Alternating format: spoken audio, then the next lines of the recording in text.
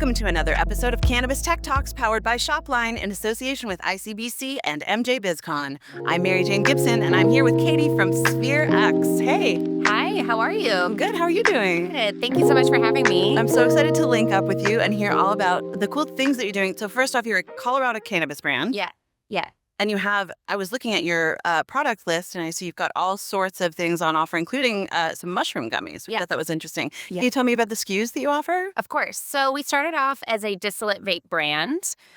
We currently have 1 gram carts, all-in-ones, and then we recently launched our sleep gummies, which are the mushroom gummies. It's like adaptogenic mushroom? Yes. Yep. Reishi mushrooms. And that's actually been an interesting journey because the vape category is typically geared towards Gen X millennials, whereas sleep gummies are a little bit older of a demographic, so boomers. So that's been fun trying to market to 2 totally new demographics. So you are the VP of marketing. I am. At SphereX. I am so interested to hear you talk more about that and like finding the different demographics as a company and as a brand to appeal to a wide range of people. Yeah. How do you do that? Yeah. So I think it's a lot about learning about who your consumer really is and what they care about in all stages of the buyer's journey, right? So Gen Z has a totally different budget, mindset, values when it comes to shopping for a cannabis product compared to a boomer. You know, they make different amounts of money. We're seeing that Gen Z is really valuing aligning their dollars with brands that have similar values to them. I think we've seen that quite a bit this year. Can you say more about that? What does that look like? Yeah, so we're seeing that the power of your dollar and in all industries, not just cannabis. So I think we've seen that quite a bit in 2025. Right, like we've seen some big brands boycotted, for instance. Exactly. So Gen Z, they're slightly younger. That's like the low end of the 21 and up market for cannabis. So they have tighter budgets, but they really want to spend their money with companies whose values align with their own. So we always try to think from the mindset of the consumer. So what is important to them? And we take that into consideration when we're marketing our brand. Does that mean that you actively support causes that appeal to your consumers? Yep. Okay, like what? Yeah. So our brand pillars under the SphereX brand, LGBTQ. We have quite a few people in that space in our company. So that's really important for us, especially in being in Denver. So we've aligned with Pride Fest and some local organizations there.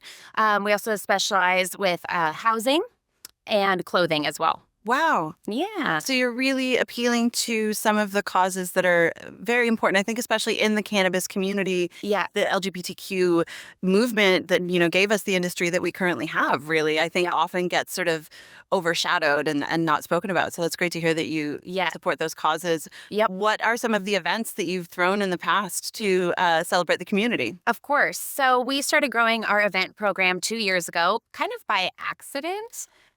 In Denver, we have consumption lounges, and the MED actually came down pretty hard on a few of the companies that were hosting these consumption events, and kind of put a stop to them. So there was a brief era in the cannabis space where we didn't really have events because they were all previously consumption events. And then for a moment, they went away.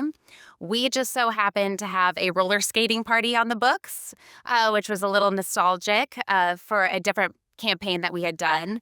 And so we happened to be the only event that quarter, and it popped off. People loved it.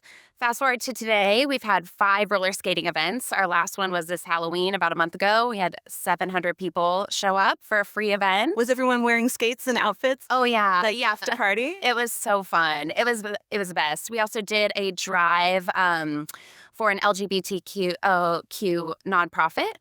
Called The Gathering Place. So we donated over 700 blankets just as heading into winter. So that was a great cause that we did for that event.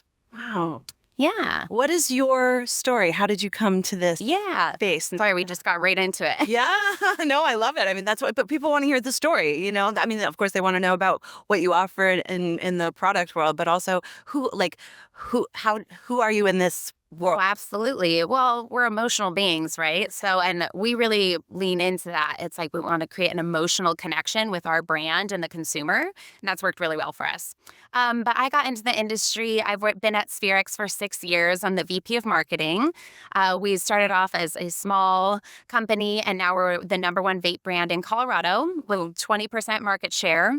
Um, I started in the cannabis industry 10 years ago, also at a distillate vape brand. So all distillate vapes, which is a very competitive category. Yes, it is. Yeah, that's sort of the number one, the go-to, right? Because of the price point and the availability sort of with distillate is more available as a substance or Yeah, it's high potency and low price. right. Compared to rosin vapes. So it's very approachable, especially for someone who may be new to cannabis or people who want to smoke discreetly or on the go, which who doesn't? Right. For those of us who are old enough to remember when you had to hide it. Yeah, It's like, yeah, exactly. So all distillate vape companies, which for me means I've just had to get really creative in how we market our brands to create that emotional, lasting impression, so where consumers remember us and want to buy us. Before cannabis, I worked at an event agency for 10 years. Outside of cannabis, mostly for liquor brands, so Budweiser, Michelob Ultra, Truly, and I worked events all across the country and studied their marketing strategies, which was really great because I was able to see firsthand what shoppers care about. You know, what gets them excited at your activation and with your brand, and I took a lot of that experience and brought it over to cannabis. what do you think makes or breaks a really great activation or party? Yes. So my secret sauce is free stuff. Revolutionary, I know. It's swag. Yes. Yeah. But I've seen, we worked an event for Michelob Ultra. This was years and years ago. But we did an Icelandic ski giveaway, and 1,000 people showed up at the end of this event to see who won one pair of skis. What? So to see that, it's like, that was a very impactful activation. And so we've taken a lot of those strategies, brought it over to SphereX, and I always lead with free merch. I think it's important. I think subconsciously people kind of believe that a lot of brands or advertisements may be trying to pull a fast one on them. You know, we get bombarded with advertisements every single day. And it's like, okay, they're trying to sell me something, or is this deal real? Am I getting value from this company, from this product? So we rely a lot on establishing trust. And the best way to establish trust is to give someone a gift that they weren't expecting, to make that unexpected first impression. So where they're like, wow, I didn't have to buy anything. I didn't have to spend any money, but they're gifting me something. They're spending money on me. So that's my go-to. That's kind of how I welcome them in pretty easily. Yeah, it's a great way to make friends. Yeah. Build brand loyalty. Yeah, absolutely. How do you diagnose the health of the industry as it currently exists right Yeah. now? I actually just spoke on a panel about this about an hour ago. So, Yeah, so the Colorado cannabis space has actually been on the decline since 2021. Basically, it's following COVID, and many different factors contributing to that. One, new markets opening. Colorado used to be a big spot for tourism, people driving here to buy, and now that these other markets are opening, we're getting less of that. But our company has actually had upwards trajectory in sales ever since then, using some different strategies, using brand loyalty and these trusts to create that emotional connection with our brand. But what we initially did was we created a marketing reinvestment program with our dispensaries.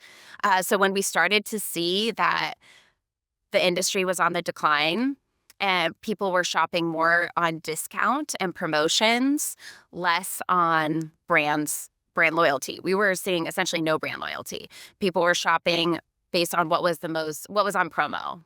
If it's on discount, I'm buying it. makes sense. And that's really hard as a distillate brand. So we're like, how can we counteract that? and we created our marketing reinvestment program with the dispensaries. So what this looked like was we said, if you spent $10,000 a month with us on wholesale products, we reward you with a kickback program, 25% back towards any marketing program that the dispensary wanted to run. A lot of dispensaries don't really have marketing teams, let alone marketing teams' budget and strategy. So in order to access this, they would place their orders, and then they got access to me and my team, and they had full creative freedom on what the program that they wanted to do. And would that mean buying ads or content creation, social media, all the whole shebang? Whatever they wanted to do. Wow. So, because the dispensary knows their demographic, right? They know who their shoppers are and what works for them. So we had some dispensaries that they just wanted to run a discount on our products because that's what works for their shoppers. Others wanted to do a billboard, but they've never been able to afford it. Others wanted to do a custom collaboration with a local artist inside their store to give that extra like edgy feel to their dispensaries. So it was really fun. That's kind of what set our brand apart from the competitors at that time, because we were giving the dispensaries full creative freedom with their marketing, using our budgets and our team to help make it happen. As I was going to say, it sounds like a lot of fun being creative and strategizing with cannabis companies to, work to collaboratively so everyone benefits. It sounds great. Yeah, it was really fun. It definitely set us apart. It was great, too, because they wanted to continue accessing these programs because they saw how well they were working. So their orders kept going up. Yeah. And then it was a great story to tell to other dispensaries too, because we're saying your competitor down the street has a billboard now because of our program. So they're trying to figure out how they were able to do it. So it's been really good in helping us increase that market share. What is your feeling about the next chapter for SphereX? What do you think is down the road for you in 2026? Yes. So we are currently at max capacity in our lab. We make 250,000 1-gram carts a month. Wow. Yes. So the demand is high. The demand is higher than that. So our primary goal in 2026 is to expand the lab. We're working on that right now. Should be able to have facilitate 500,000 1-gram carts by the end of 2026. So that's priority number one. I think our marketing has outpaced the lab in production at this point. So listen up, guys, over at SphereX. Yeah. Katie's kicking you into shape. Yeah. So that's priority number one.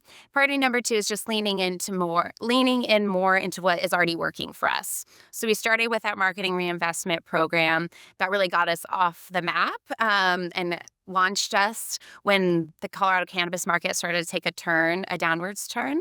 Then we started leaning into the events.